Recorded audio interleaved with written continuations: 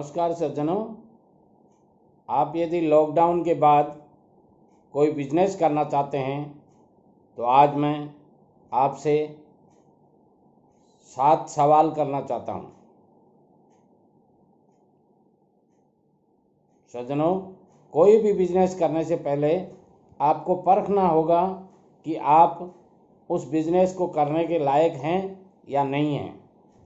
अभी आप इतने मैच्योर हो गए या नहीं हो गए, इन बातों की परीक्षा करनी होती है और वो मैं मेरे तरीके से करना चाहता हूँ। सज्जनों, मेरा पहले परीक्षा है कि आप अपने बिजनेस में सही समय दे पाएंगे या नहीं। सज्जनों, बिजनेस ऐसी चीज़ है जिसमें आपको दिन के 24 घंटे में से 16 घंटे 16 आवर्स बिजनेस में लगाने होते हैं। क्या आप उतना समय दे पाएंगे? जैसे छोटे बच्चे की परवरिश की जाती है, उसी तरह बिजनेस को भी चलाने के लिए शुरू करते वक्त बहुत टाइम देना पड़ता है। जैसे एक माँ अपने बच्चे को पूरे दिन के 24 घंटे में से 20 से 22 घंटे, 25 घंटे, 24 घंटे, 23 घंटे, 21 घंटे देती है, वैसे ही आपको व्यापार को ज़्यादा से ज़्यादा टाइम देना पड़ेगा। क्या ये आप अलाउ कर सकेंगे? नहीं, तो फिर आपको बिजनेस शुरू करने में अभी टाइम लगेगा। आप पूरे मैच्योर मेरी नज़र में नहीं हैं, और यदि आप इतने मैच्योर हो गए तो बहुत अच्छी बात है, आप शुरू कर सकते हैं। सज्जनों, दूसरी टिप है मेरी, क्या आप ना कहना जानते हैं? सज्जनों, बिजनेस एक ऐसी चीज़ है जिस पॉइंट पे आपको हाँ और ना, इन दोनों बातों का जवाब देना पड़ता है। और यदि आपने ना कहना नहीं सीखा तो आप बिजनेस करने के अभी मैच्योर नहीं हुए हैं, क्योंकि बहुत से ऐसे मुद्दे आते हैं जहां आपको कस्टमर को ना भी कहना पड़ता है। इसलिए आप अपने को हाँ और ना, ये 2 जवाब देने के लिए तैयार कीजिए कि आप हर बात में हाँ तो नहीं कर देते हैं और हर बात में ना तो नहीं कर देते हैं। यानी आपको बहुत ही विवेक से सोच समझ के निर्णय लेना पड़ता है, और वो निर्णय आपके सही और सटीक होना चाहिए। और मेरा तीसरा जो आपको सवाल पूछना है वो ये है कि क्या आप अपना काम दूसरों को सौंप सकते हैं? जी हाँ सज्जनों, बिजनेस अकेले से चलने वाली चीज़ नहीं है। बिजनेस में काफ़ी कर्मचारी रखने पड़ते हैं, और कई बार क्या होता है कि बिजनेसमैन खुद 10 रुपये का काम भी स्वयं करना चाहता है और लाख रुपए का काम भी स्वयं करना चाहता है। दूसरों पे भरोसा नहीं करना, ये बहुत बड़ी गलती होती है। क्या आप इतना विश्वास कर पाएंगे? अपने काम को डिवाइड कर पाएंगे? यदि नहीं तो अभी आप मैच्योर नहीं हुए हैं। बहुत से काम ऐसे होते हैं जो दूसरे के भरोसे या परायों के भरोसे करवाने पड़ते हैं, कर्मचारियों के भरोसे। यदि आपका कोई कर्मचारी आप जितना तल्लीनता से काम करते हैं उससे 60% भी वो काम आपका कर्मचारी करता है, तो मैं कहूँगा आप उस कर्मचारी को अपना पूरा काम जितना आप चाहते हैं उतना सौंप सकते हैं। यदि वो आपको 60% का एवरेज भी देता है आपके करने के और उसके करने में 60% का 40% का डिफरेंस रहता है, तो भी आप उसको काम सौंपिए। क्यों कि आपको बहुत बड़े बड़े काम करने होंगे जो आपको ही करने होंगे, इसलिए छोटे काम हैं वो आप उनको सौंपते जाइए। और तीसरा है निर्णय, चौथा है निर्णय प्रतिदिन लेने पड़ते हैं। सज्जनों, बिजनेस में ये नहीं है कि आपने निर्णय लिया है या किसने निर्णय लिया है। सपोज कीजिए आप किसी के कहने से बिजनेस कर रहे हैं और ये निर्णय आपका नहीं है, आपके पापा जी का, आपके बड़े भाई साहब का या किसी और रिलेटिव का है, तो ये निर्णय तो आपने मान लिया उनका, एक दिन का है, मगर रोज़ रोज़ तो वो आपको निर्णय नहीं दे पाएंगे और आपको आपका डिसीजन पावर हमेशा के लिए मजबूत होना चाहिए। आपको हर दिन कई तरह के निर्णय लेने होते हैं। उन निर्णयों को लेने के लिए आप सक्षम हैं तो आप बिजनेस करिए, अन्यथा मैं आपको कहूँगा कि अभी आप प्रिपेयर नहीं हुए, थोड़ा समय दीजिए, अपने आप को परिपक्व बनाइए और उसके बाद में निर्णय लीजिए। और इससे अगला मेरा जो है आपसे सवाल वो ये है कि बिजनेस प्रॉफिट और लॉस, ये दोनों का नाम ही बिजनेस है। जहाँ प्रॉफिट होता है वहाँ लॉस की गुंजाइश भी काफ़ी रहती है। थोड़े से चूके और लॉस मिलना संभावित है। तो क्या आप लॉस सहने की क्षमता रखते हैं? यदि नहीं तो आपको अभी रुकना चाहिए। कमाना सब जानते हैं, सब कमाना चाहते हैं। कोई आदमी ऐसा नहीं है दुनिया में जो लॉस चाहता हो, मगर हर आदमी के लॉस होता है। तो कहीं आप ऐसा नहीं कि प्रॉफिट तो आपने जोड़ लिया कि फला बिजनेस करेंगे उसमें 20% प्रॉफिट बन जाएगा। मैं मानता हूँ बन जाता है, मगर बाय द वे परिस्थितियों बस लॉकडाउन किसी सिचुएशन आ जाती है और उसमें आपको बैठे बैठे कर्मचारियों को तनख्वाह देनी पड़ती है और 3 महीने 4 महीने 2 महीने लग जाते हैं, तो क्या आपकी वो लॉस सहने की क्षमता है? यदि नहीं तो मैं कहूँगा आप एक बार रुकिए और थोड़े दिन इंतज़ार करने के बाद में, अपनी कैपेसिटी बढ़ाने के बाद में आप अपना बिजनेस शुरू कीजिए। और इसके बाद में मेरा अगला आपसे निवेदन है कि क्या आपके पास इतनी कैपिटल है जो बिजनेस के लिए चाहिए? कैपिटल से मतलब मेरा लिक्विडिटी से है, कैश से है और तरलता से है। यदि ऐसा है सज्जनों, कोई भी बिजनेस आप करते हैं तो उसमें पैसे चाहिए होते हैं, रुपए चाहिए होते हैं, और रुपयों के बिना पैसों के बिना कोई काम नहीं होता है। तो उसमें पैसों की आवश्यकता होती है और वो पैसे जितने आपको चाहिए उतने पैसे आपके पास फंड्स की अवेलेबिलिटी है क्या? यदि नहीं है या कम है तो पहले वो फंड्स की अवेलेबिलिटी पूरी कीजिए। रिसोर्सेज कहाँ से आएंगे पैसे के, किधर कितना खर्चा होगा, कैसे अपन और ज़्यादा मैनेज कर पाएंगे पैसे को।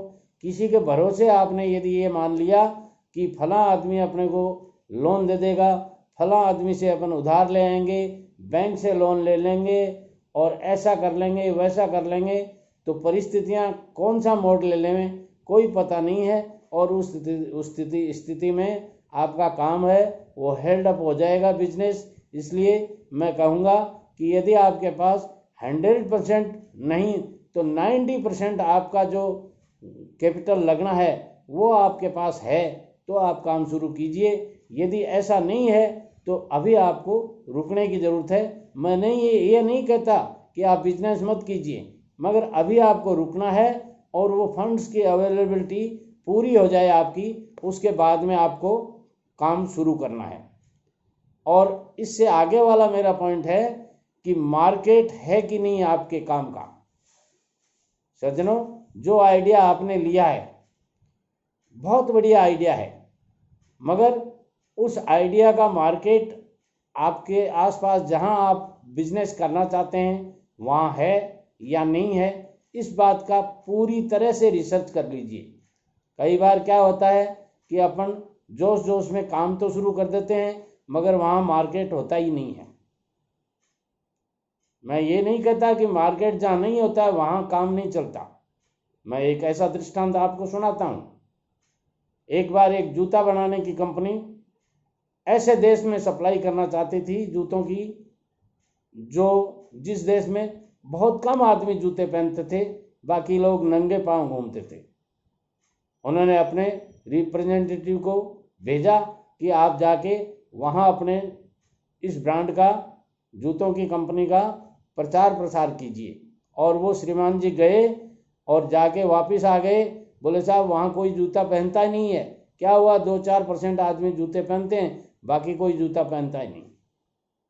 सज्जनों, उसी कंपनी में एक दूसरा रिप्रेजेंटेटिव था। उसने कहा, क्या श्रीमान जी मैं अपना भाग्य आजमा सकता हूँ इस काम में?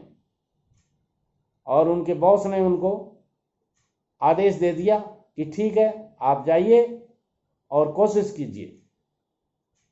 सज्जनों, वो रिप्रेजेंटेटिव गए वहाँ और उन्होंने जाते ही काफ़ी रिसर्च की और निर्णय वही था, जो रिजल्ट वही था जो पहले रिप्रेजेंटेटिव ने बताया था, मगर उन्होंने दिमाग लाया और दिमाग लगाने के बाद में उनके एक दिमाग में आई कि क्यों नहीं मैं 200, 400, 500 आदमियों को ये जूते गिफ्ट कर दूं, क्योंकि इनको ले जाना भी तो अब मुश्किल का काम हो गया। लाना तो ठीक था, मगर अब वापस ले जाने में भी खर्चे लगेंगे और वो ले दे के बातें वहीं आ जाएंगी, तो क्यों नहीं मैं इनको गिफ्ट के तौर पर देता हूं।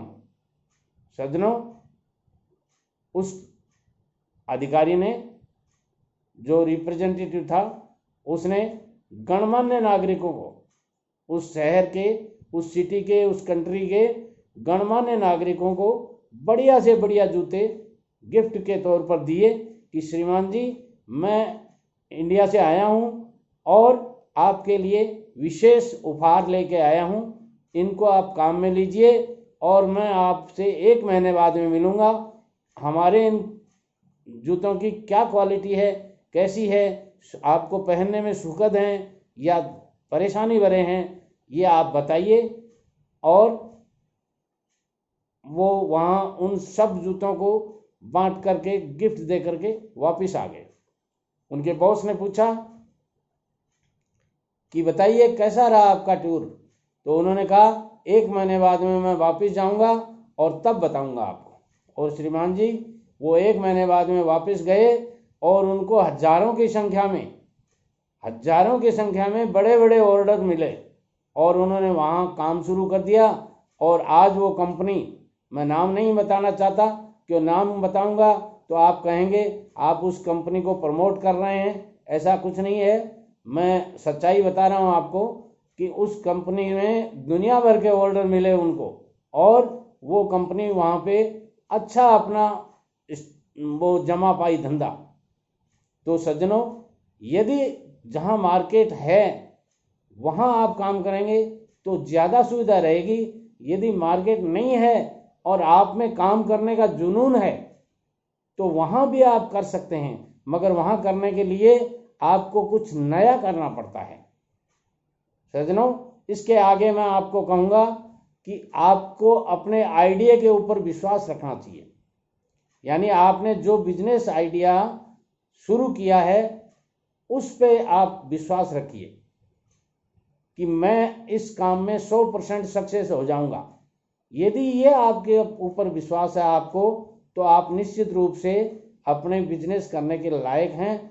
और यदि ये आपके आइडिया अभी डगमगा रहा है, आप उस पर दृढ़ नहीं हैं, एक मत नहीं है, कर लूँ क्या, नहीं करूँ क्या, कर लूँ तो क्या होगा, लॉस हो जाएगा, प्रॉफिट हो जाएगा, यदि आप गोगटी जाऊँ करते रहें, तो इस स्थिति में मैं आपको नहीं कहूँगा कि आप बिजनेस शुरू कर दीजिए। अभी आपको रुक जाना चाहिए और 2-4 महीने अपने आइडिया को मजबूत कीजिए और उसके बाद में आप काम शुरू कीजिए।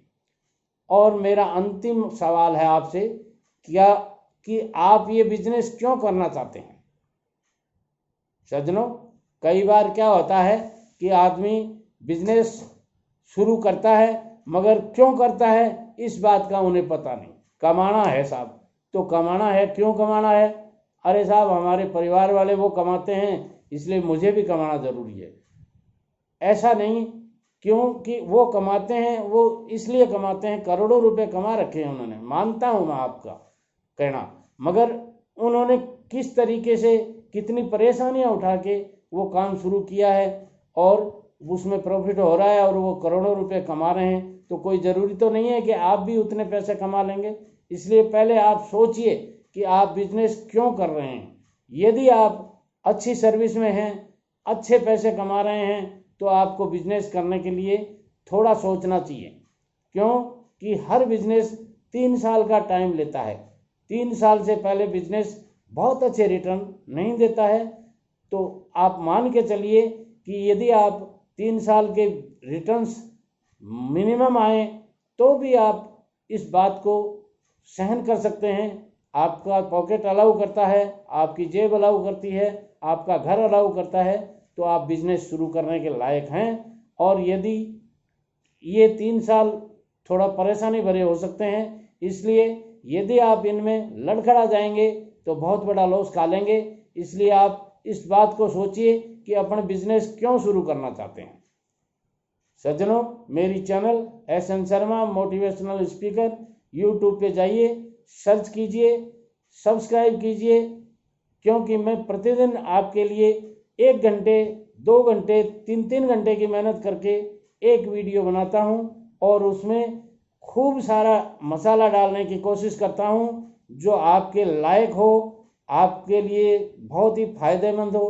ऐसे वीडियोज लेके आता हूं। इसलिए मेरी channel SN Sharma motivational speaker YouTube पे जाइए, सर्च कीजिए, सब्सक्राइब कीजिए और वीडियो दोस्तों को शेयर कीजिए। खुश रहिए, स्वस्थ रहिए। मैं कल फिर आपसे मिलूँगा।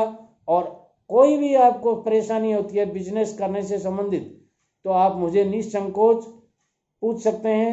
मैं आपके लिए हमेशा हाजिर हूँ, हाजिर रहूँगा। नमस्कार।